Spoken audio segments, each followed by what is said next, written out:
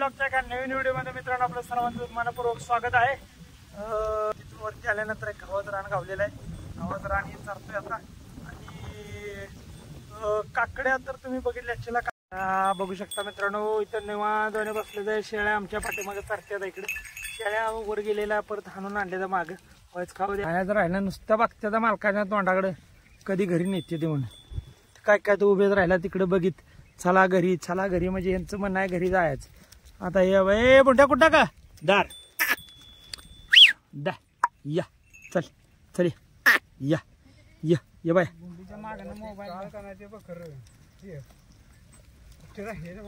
कुठलं तांबड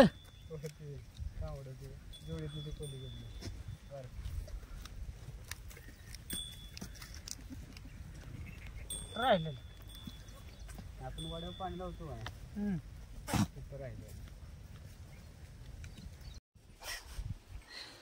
तुम्ही बघू शकता शेळ्या रस्त्याकडे आता चारत्यात आहे।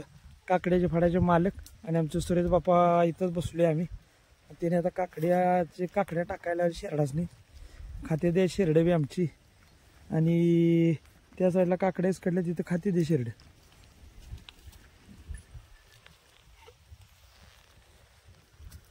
तुम्ही बघू शकता शिवार सर्व पूर्ण असा हिरवागार आहे। मक्यान बापूजी आमच्या वावरातलं जोरात चोरात जणजणी तसं वावर हिरवी चार आहे ते वावर आणि तरी एक अंदाज म्हणजे एक 1.5 एकर 1 एकराच्या आत आहे प्लॉट हा। 25 गुंठे म्हणजे 1 एकराच्या आतच प्लॉट आहे पडून असलेला आणि तिथं पान कमसं उगवत तिथं पाणी सारखं कंटिन्यू असतं त्यामुळं शेळ्या इकडे आम्ही घेऊन येतो चारायला। पाणी नसलं की त्या दिवशी आणायच्या इकडे चारायला। शेळ्यानी पाणी मिळतं आणि शेळी बी खात्याचा आणि असा पूर्ण परिसर हिरवा चारा आहे हिरवागार परिसर आहे। आणि आमचे बापू बसले ते कसे बघा आणि आई धनाबाजी लाहोरी निघालेल्या आहे खायला। आता लाहोरी तिकडे काय खायला नाही तिकडे खा जा काकड्या टाकल्या त्या तिकडे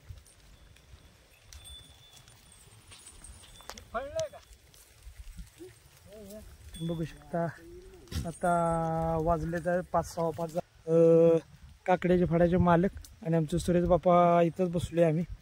त्याने आता काकड्या टाकायला शेरडाच नाही खाते दे शेरडे बी आमची आणि त्या साईडला काकड्याच कडल्या तिथं खाते दे शेरड।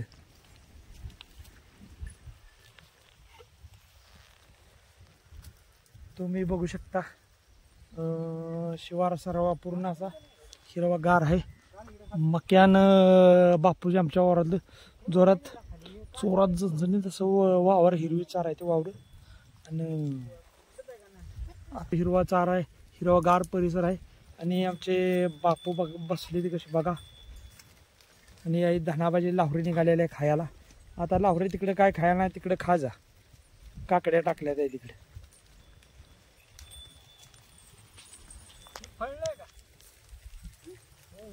बघू शकता। आता वाजले तर 5-6:15 मित्रांनो तुम्ही बघू शकता शेळ्यात कशा आमच्या खात्यात काकड्या कालच्या पावसामुळे काकड्याचा बाजारात कॅन्सल झालाय।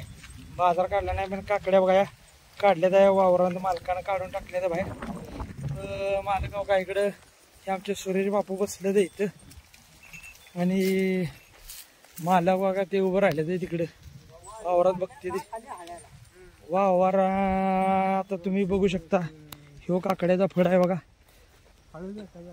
काल त्याला सकाळी पाजलं पाणी आणि संध्याकाळच्या पावसानं चुपून काढला अख्खा फड सगळा गरगरीत बघा। ह्यो बी खाली बिचा बी फड पुरा गरगरीत आहे।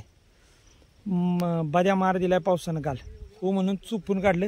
संध्याकाळी आम्ही लग्नाचं घरात आलो आणि शिरड घरी आल्यानंतर जे 7-7:30 वाजता जे पाऊस लागला आरडून ओरडून पावसानं चुपून काढले ते अख्खं शिवार सगळं अख्खा आहे। एवढा जो आमचा खोरा आहे एवढा सगळं चुपून काढलं पावसाचा हो म्हणून बारका पाऊस नव्हता बादाबद धपकून पाडायचा। आणि गावाकडे मला केला होता फोन तू काय फोन उचलली नाही नाही मागलं पाहुणे 6 आला फोन मला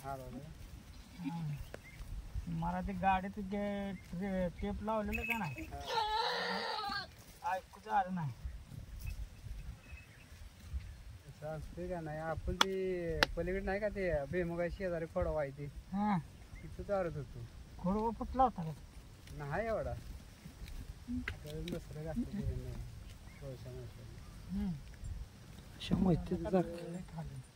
मसर सारखं चारीतच वाड्याकडे आलो बकर वराडत या काय वराडतो तिकडे वाड्याकडे मागड्या निवतो मोर बकर राहिला जाळा खंडात आणि त्याला पण आहे धाव सुधारण नाही त्या शेरडाच्या काही आता गेलो तर बघितलं की नाही पळतं या कुठं तिकडंच पळतंय शेरड तिकडनं आली का नाही पलीकडनं निर्गेल झाड आहे बघ ते पडकात ठुसेत तिकडे तिकडेच पळायला लागले. काटल्या भेट असेल काठी ठेवली झाडा गेलं तिकडेच पळायला डायरेक्ट गेलं कुठं माझ्या तिकडं निर्गेलं तर ते गोन गोन पेत तिथं मध्ये झाड खाणं झाडवून घातलं आणि मग धरलं तिथनं आणलं बसलं हाय का ह्या काय सगळा उपाळलं गावलं म्हणून बरं. गाव अरे गावातच नव्हतं तर फिरवून पाक बी हंडाळलं आणि झाडखांडात गाठलं मग धरलो त्याला. आणि जरा आवाज जर आला नसता का नाही तिथंच राहिला असतं माणूस कोण नव्हतं काल.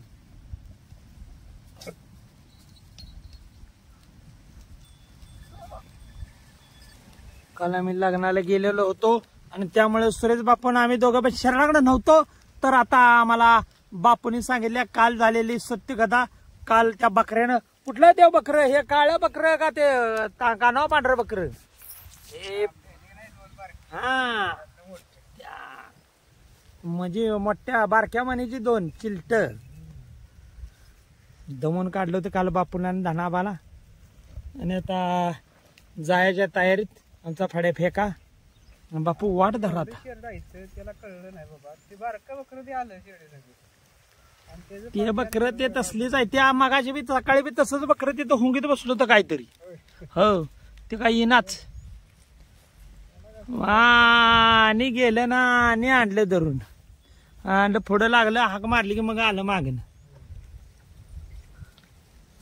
चला बापू लागा पुढं.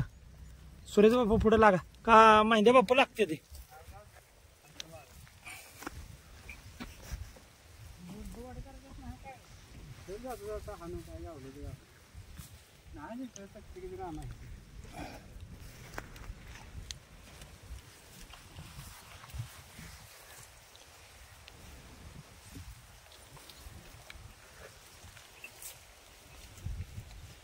सुरेश बापू गेलेले फॉक गेला आणि फॉक काढायला गेले. सुरेश बापूने काढलेले मस्तपैकी फॉक आणि लांब सडक निगडीत आणि लागणार ते पुढं. आता ती माझ्या हातात फॉक द्या म्हणजे मी मागणं डायरेक्शन करीन फोकन.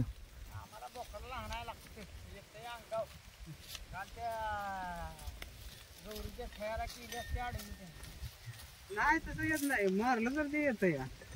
आता काल होतं का नाही अजिबात शेरदावर गेलं तरी काय करत नव्हतं आवाज मारलं की ते अंगाव येतं डायरेक्ट. काल ते शेजारनं गेलं अजिबात धक्का त्याला लावायला काय करीत नाही. धनाबाचा पांढरा बुकुड याचं नाव ठेवलंय आबाने पिस्तोल. ए पिस्तोल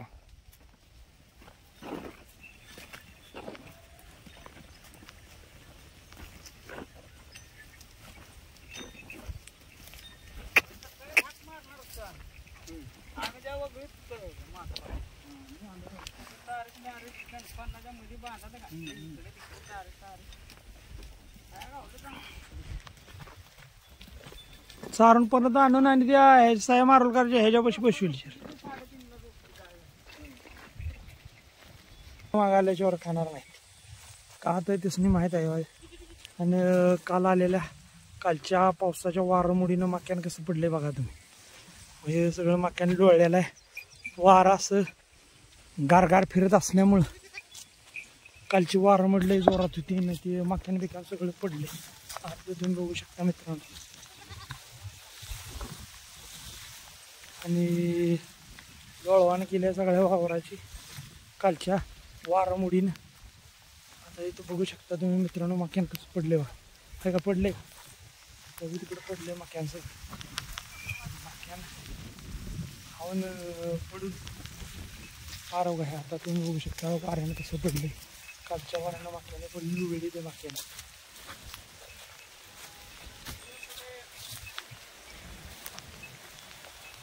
तीर